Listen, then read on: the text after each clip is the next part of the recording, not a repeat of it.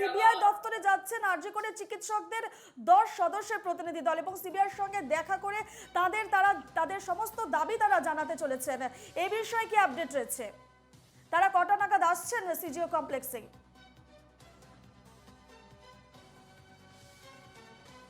একেবারেই দেখো, যে আরজি করের যে ঘটনা, সেই ঘটনার প্রতিবাদে কিন্তু একেবারে প্রথম দিন থেকেই কিন্তু বিক্ষোভ দেখাচ্ছে যারা জুনিয়র চিকিৎসক বা আরজি করের যারা নার্স এবং জুনিয়র চিকিৎসক রয়েছে তারা প্রত্যেকেই।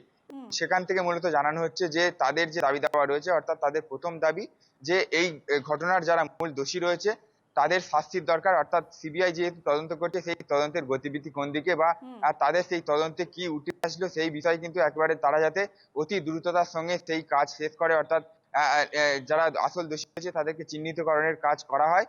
পাশাপাশি তারা যে বিক্ষোভ দেখাচ্ছে, আন্দোলন দেখাচ্ছে আরজি করে, তাদের উপর হামলা চলেছিল, সেই হামলার বিষয়েও তারা কথাবার্তা বলবেন যারা সিবিআই তদন্তকারী আধিকারিক রয়েছে। সেক্ষেত্রে কিন্তু 8 থেকে 10 জন যারা চিকিৎসকদের যারা প্রতিনিধি দল রয়েছে তারা কিন্তু আরজি কর হাসপাতাল থেকে তারা আর কিছুক্ষণের মধ্যেই তারা এসে পৌঁছবেন সিজিও কমপ্লেক্সে এবং সিবিআই তদন্তকারী আধিকারিকদের সঙ্গে তারা কথা বলবেন। এবং এই যে আরজি কর তদন্ত এই মুহূর্তে কোন জায়গায় রয়েছে বা এখনো পর্যন্ত কেন দোষীদেরকে ধরা সম্ভব হলো না, একজন ছাড়া আর কেন বাকিরা গ্রেপ্তার হলো না, সেই বিষয়ে কিন্তু কথা বলবেন। একেবারে বিধানে এই যে আরজি করে চিকিৎসকদের 10 সদস্যের প্রতিনিধি দল, এই যে 10 সদস্যের প্রতিনিধি দল, তাদের সম্পর্কে কি জানা যাচ্ছে?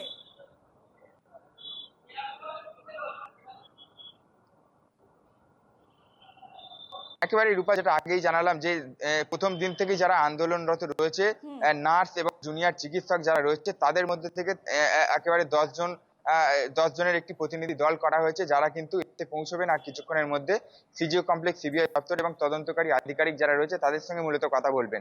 এবং আরজিকর ঘটনার যে আসল দোষীরা রয়েছে তাদেরকে এখনো কেন ধরা সম্ভব হলো না বা তদন্ত এখন কোন জায়গায় রয়েছে, একজন ছাড়া আর কারা কারা যুক্ত রয়েছে, কি কি তথ্য উঠে এসেছে সেই ব্যাপারেই কিন্তু, এবং তাদের কাছে যে সমস্ত তথ্য রয়েছে বা একেবারে এই যে নিহত চিকিৎসক তার সঙ্গে কারা কারা মেলামেশা করতো, ঘনিষ্ঠ কারা কারা রয়েছে তাদেরকে এখনো জিজ্ঞাসাবাদ করা হয়েছে কিনা, সেই ব্যাপারেও কিন্তু তারা বেশ কিছু তথ্য তারা তুলে দেবেন সিবিআই তদন্তকারীদের হাতে। বেশ, এই খবরে আমাদের নজর থাকবে বিধান। আপাতত তোমাকে ধন্যবাদ জানাচ্ছি।